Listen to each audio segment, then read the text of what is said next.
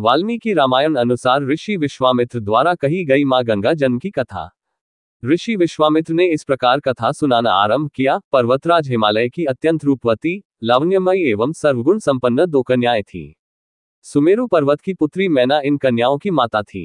हिमालय की बड़ी पुत्री का नाम गंगा तथा छोटी पुत्री का नाम उमा था। गंगा अत्यंत प्रभावशाली और असाधारण दैवी गुणों से संपन्न थी। वह किसी बंधन को स्वीकार न कर मनमाने मार्गों का अनुसरण करती थी। उसकी इस असाधारण प्रतिभा से प्रभावित होकर देवता लोग विश्व के ज्ञान की दृष्टि से उसे हिमालय से मांग कर ले गए। पर्वतराज की दूसरी कन्या उमा बड़ी तपस्विनी थी। उसने कठोर एवं असाधारण तपस्या करके महादेव जी को वर के रूप में प्राप्त किया। विश्वामित्र के इतना कहने पर राम ने कहा, हे भगवान, जब गंगा को देवता लोग सुरलोक ले गए तो वह पृथ्वी पर कैसे अवतरित हुई और गंगा को त्रिपदगा क्यों कहते हैं? इस पर ऋषि विश्वामित्र ने बताया, महादेव जी का विवाह तो उमा के साथ हो गया था, किंतु 100 वर्ष तक भी उनके किसी संतान की उत्पत्ति नहीं हुई। एक बार महादेव जी के मन में संतान उत्पन्न करने का विचार आया। जब उनके इस विचार की सूचना ब्रह्मा जी सहित देवताओं को मिली तो वे विचार करने लगे कि शिव जी के संतान के तेज को कौन संभाल सकेगा। उन्होंने अपनी इस शंका को शिव जी के सम्मुख प्रस्तुत किया। उनके कहने पर अग्नि ने यह भार ग्रहण किया और परिणामस्वरूप अग्नि के समान महान तेजस्वी स्वामी कार्तिकेय का जन्म हुआ। देवताओं के इस षड्यंत्र से उमा के संतान होने में बाधा पड़ी तो उन्होंने क्रुद्ध होकर देवताओं को शाप दे दिया कि भविष्य में वे कभी पिता नहीं बन सकेंगे। इस बीच सुरलोक में विचरण करती हुई गंगा से उमा की भेंट हुई। गंगा ने उमा से कहा कि मुझे सुरलोक में विचरण करत हुए बहुत दिन हो गए हैं। मेरी इच्छा है कि मैं अपनी मातृभूमि पृथ्वी पर विचरण करूं। उमा ने गंगा आश्वासन दिया कि वे इसके लिए कोई प्रबंध करने का प्रयत्न करेगी। वत्स राम, तुम्हारी ही अयोध्यापुरी में सगर नाम के एक राजा थे। उनके कोई पुत्र नहीं था। सगर की पटरानी केशिनी विदर्भ प्रांत के राजा की पुत्री थी। केशिनी सुंदर, धर्मात्मा और सत्यप्रायण थी। सगर की दूसरी रानी का नाम सुमति थी, जो राजा अरिष्टनेमि की कन्या थी। दोनों रानियों को लेकर महाराज सगर हिमालय के भृगुप्रस्रवण नामक प्रांत में जाकर पुत्र प्राप्ति के लिए तपस्या करने लगे। उनकी तपस्या से प्रसन्न होकर महर्षि भृगु ने उन्हें वर दिया कि तुम्हें बहुत से पुत्रों की प्राप्ति होगी। दोनों रानियों में से एक का केवल एक ही पुत्र होगा जो कि वंश को बढ़ाएगा और दूसरी के 60,000 पुत्र होंगे। कौन सी रानी कितने पुत्र चाहती है, इसका निर्णय वे स्वयं आपस में मिलकर कर ले। केशिनी ने वंश को बढ़ाने वाले एक पुत्र की कामना की और गरुड़ की बहन सुमति ने 60,000 बलवान पुत्रों की। उचित समय पर रानी केशिनी ने असमंजस नामक पुत्र को जन्म दिया।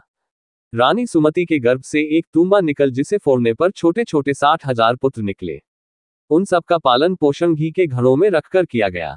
कालचक्र बीतता गया और सभी राजकुमार युवा हो गए। सगर का ज्येष्ठ पुत्र असमंजस बड़ा दुराचारी था और उसे नगर के बालकों को सरयू नदी में फेंककर उन्हें डूबते हुए देखने में बड़ा आनंद आता था। इस दुराचारी पुत्र से दुखी होकर सगर ने उसे अपने राज्य से निर्वासित कर दिया। असमंजस के अंशुमान नाम का एक पुत्र था। अंशुमान अत्यंत सदाचारी और पराक्रमी था। एक दिन राजा सगर के मन में अश्वमेघ यज्ञ करवाने का विचार आया। शीघ्र ही उन्होंने अपने इस विचार को कार्यरूप में परिणत कर दिया। राम ने ऋषि विश्वामित्र से कहा, गुरुदेव, मेरी रुचि अपने पूर्वज सगर की यज्ञ गाथा को विस्तार पूर्वक सुनने में है। अतः कृपा करके इस वृतांत को पूरा पूरा सुनाइए। राम के इस तरह कहने पर ऋषि विश्वामित्र प्रसन्न होकर कहने लगे, राजा सगर ने हिमालय एवं विंध्याचल के बीच की हरी भरी भूमि पर एक विशाल यज्ञ मंडप का निर्माण करवाया। फिर अश्वमेघ यज्ञ के लिए श्यामकर्ण घोड़ा छोड़कर उसकी रक्षा के लिए पराक्रमी अंशुमान को सेना के साथ उसके पीछे पीछे भेज दिया। यज्ञ की संभावित सफलता के परिणाम की आशंका से भयभीत होकर इंद्र ने एक राक्षस का रूप धारण करके उस घोड़े को चुरा लिया। घोड़े की चोरी की सूचना पाकर सगर ने अपने 60,000 पुत्रों को आदेश दिया कि घोड़ा चुराने वाले को पकड़कर या मारकर घोड़ा वापस लाओ। पूरी पृथ्वी में खोजने पर भी जब घोड़ा नहीं मिला तो इस आशंका से कि किसी ने घोड़े को तहखाने में न छुपा रखा हो, सगर के पुत्रों ने संपूर्ण पृथ्वी को खोदना आरंभ कर दिया। उनके इस कार्य से असंख्य भूमितल निवासी प्राणी मारे गए। खोदते खोदते वे पाताल तक जा पहुंचे। उनके इस नृशंस कृत्य की देवताओं ने ब्रह्मा जी से शिकायत की तो ब्रह्मा जी ने कहा कि ये राजकुमार क्रोध एवं मद में अंधे होकर ऐसा कर रहे हैं। पृथ्वी की रक्षा कर दायित्व कपिल पर है, इसलिए वे इस विषय में कुछ न कुछ अवश्य करेंगे। पूरी पृथ्वी को खोदने के बाद भी जब घोड़ा और उसको चुराने वाला चोर नहीं मिला तो निराश होकर राजकुमारों ने इसकी सूचना अपने पिता को दी। रुष्ट होकर सगर ने आदेश दिया कि घोड़े को पाताल में जाकर ढूंढो। पाताल में घोड़े को खोजते खोजते वे सनातन वसुदेव कपिल के आश्रम में पहुंच गए। उन्होंने देखा कपिलदेव आंखें बंद किए बैठे हैं और उन्हीं के पास यज्ञ का वह घोड़ा बंधा हुआ है। उन्होंने कपिल मुनि को घोड़े का चोर समझकर उनके लिए अनेक दुर्वचन कहे और उन्हें मारने के लिए दौड़े। सगर के इन कुकृत्यों से कपिल मुनि की समाधि भंग हो गई।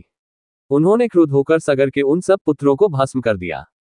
जब महाराज सगर को बहुत दिनों तक अपने पुत्रों की सूचना नहीं मिली तो उन्होंने अपने तेजस्वी पौत्र अंशुमान को अपने पुत्रों तथा घोड़े का पता लगाने के लिए आदेश दिया। वीर अंशुमान शस्त्रास्त्रों से सुसज्जित होकर उसी मार्ग से पाताल की ओर चल पड़ा जिसे उसके चाचाओं ने बनाया था। मार्ग में जो भी पूजनीय ऋषि मुनि मिले उनका यथोचित सम्मान करके अपने लक्ष्य के विषय में पूछता हुआ उस स्थान तक पहुंच गया जहां पर उसके चाचाओं के भस्मीभूत शरीरों की राख पड़ी थी और पास ही यज्ञ का घोड़ा चल रहा था। अपने चाचाओं के भस्मीभूत शरीरों को देखकर उसे बहुत दुख हुआ। उसने उनका तर्पण करने के लिए जलाशय की खोज की किंतु उसे कहीं जलाशय दिखाई नहीं पड़ा। तभी उसकी दृष्टि अपने चाचाओं के मामा गरुड़ पर पड़ी। उन्हें सादर प्रणाम करके अंशुमान ने पूछा कि बाबा जी, मैं इनका तर्पण करना चाहता हूँ। पास में यदि कोई सरोवर हो तो कृपा करके उसका पता बताइए। यदि आप इनकी मृत्यु के विषय में कुछ जानते हैं तो वह भी मुझे बताने की कृपा करें। गरुड़ जी ने बताया कि किस प्रकार उसके चाचाओं ने कपिल मुनि के साथ उद्दंड व्यवहार किया था जिसके कारण कपिल मुनि ने उन सबको भस्म कर दिया। इसके पश्चात गरुड़ जी ने अंशुमान से कहा कि ये सब अलौकिक शक्ति वाले दिव्य पुरुष के द्वारा भस्म किए गए हैं, अतः लौकिक जल से तर्पण करने से इनका उद्धार नहीं होगा, केवल हिमालय की ज्येष्ठ पुत्री गंगा के जल से ही तर्पण करने पर इनका उद्धार संभव है। अब तुम घोड़े को लेकर वापस चले जाओ जिससे कि तुम्हारे पितामह का यज्ञ पूर्ण हो सके। गरुड़ जी की आज्ञानुसार अंशुमान वापस अयोध्या पहुंचे और अपने पितामह को सारा वृतांत सुनाया। महाराज सगर ने दुखी मन से यज्ञ पूरा किया। वे अपने पुत्रों के उद्धार करने के लिए गंगा को पृथ्वी पर लाना चाहते थे पर ऐसा करने के लिए उन्हें कोई भी युक्ति न सूझी। थोड़ा रुककर ऋषि विश्वामित्र कहा, महाराज सगर के देहांत के पश्चात अंशुमान बड़ी न्यायप्रियता के साथ शासन करने लगे। अंशुमान के परम प्रतापी पुत्र दिलीप हुए। दिलीप के वयस्क हो जाने पर अंशुमान दिलीप को राज्य का भार सौंपकर हिमालय की कंदराओं में जाकर गंगा को प्रसन्न करने के लिए तपस्या करने लगे किंतु उन्हें सफलता नहीं प्राप्त हो पाए और उनका स्वर्गवास हो गया। इधर जब राजा दिलीप का धर्मनिष्ठ पुत्र भागीरथ बड़ा हुआ तो उसे राज्य का भार सौंपकर दिलीप भी गंगा को पृथ्वी पर लाने के लिए तपस्या करने चले गए, पर उन्हें भी मनवांछित फल नहीं मिला। भागीरथ बड़े प्रजावत्सल नरेश थे किंतु उनकी कोई संतान नहीं हुई। इस पर वे अपने राज्य का भार मंत्रियों को सौंपकर स्वयं गंगावतरण के लिए गोकर्ण नामक तीर्थ पर जाकर कठोर तपस्या करने लगे। उनकी अभूतपूर्व तपस्या से प्रसन्न होकर ब्रह्मा जी ने उन्हें वर मांगने के लिए कहा। भागीरथ ने ब्रह्मा जी से कहा कि हे प्रभु, यदि आप मुझ पर प्रसन्न हैं तो मुझे यह वर दीजिए कि सगर के पुत्रों को मेरे प्रयत्नों से गंगा का जल प्राप्त हो जिससे कि उनका उद्धार हो सके। इसके अतिरिक्त मुझे संतान प्राप्ति का भी वर दीजिए ताकि इक्ष्वाकु वंश नष्ट न हो। ब्रह्मा जी ने कहा कि संतान का तेरा मनोरथ शीघ्र ही पूर्ण होगा, किंतु तुम्हारे मांगे गए प्रथम वरदान को देने में कठिनाई यह है कि जब गंगा जी वेग के साथ पृथ्वी पर अवतरित होंगी तो उनके वेग को पृथ्वी संभाल नहीं सकेगी। गंगा जी के वेग को संभालने की क्षमता महादेव जी के अतिरिक्त किसी में भी नहीं है। इसके लिए तुम्हें महादेव जी को प्रसन्न करना होगा। इतना कहकर ब्रह्मा जी अपने लोक को चले गए। भागीरथ ने साहस नहीं छोड़ा। वे 1 वर्ष तक पैर के अंगूठे के सहारे खड़े होकर महादेव जी की तपस्या करते रहे। केवल वायु के अतिरिक्त उन्होंने किसी अन्य वस्तु का भक्षण नहीं किया। अंत में इस महान भक्ति से प्रसन्न होकर महादेव जी ने भागीरथ को दर्शन देकर कहा कि हे भक्त श्रेष्ठ, हम तेरी मनोकामना पूरी करने के लिए गंगा जी को अपने मस्तक पर धारण करेंगे। इसकी सूचना पाकर विवश होकर गंगा जी को सुरलोक का परित्याग करना पड़ा। उस समय वे सुरलोक से कहीं जाना नहीं चाहती थी, इसलिए वे यह विचार करके कि मैं अपने प्रचंड वेग से शिव जी को बहाकर पाताल लोक ले जाऊंगी, वे भयानक वेग से शिव जी के सिर पर अवतरित हुई। गंगा के इस वेगपूर्ण अवतरण से उनका अहंकार शिव जी से छुपा न रहा। महादेव जी ने गंगा की वेगवती धाराओं को अपने जटाजूट में उलझा लिया। गंगा जी अपने समस्त प्रयत्नों के बाद भी महादेव जी के जटाओं से बाहर न निकल सकी। गंगा जी को इस प्रकार शिव जी की जटाओं में विलीन होते देख भागीरथ ने फिर शंकर जी की तपस्या की। भागीरथ के इस तपस्या से प्रसन्न होकर भगवान शंकर ने गंगा जी को हिमालय पर्वत पर स्थित बिंदुसर में छोड़ा। छूटते ही गंगा जी 7 धाराओं में बट गईं। गंगा जी की 3 धाराएं हलादिनी, पावनी और नलिनी पूर्व की ओर प्रवाहित हुई। सुचक्षु, सीता और सिंधु नाम की 3 धाराएं पश्चिम की ओर बहीं और 7वीं धारा महाराज भागीरथ के पीछे पीछे चली। जिधर जिधर भागीरथ जाते थे उधर उधर ही गंगा जी जाती थी। स्थान स्थान पर देव, यक्ष, किन्नर, ऋषि, मुनि आदि उनके स्वागत के लिए एकत्रित हो रहे थे।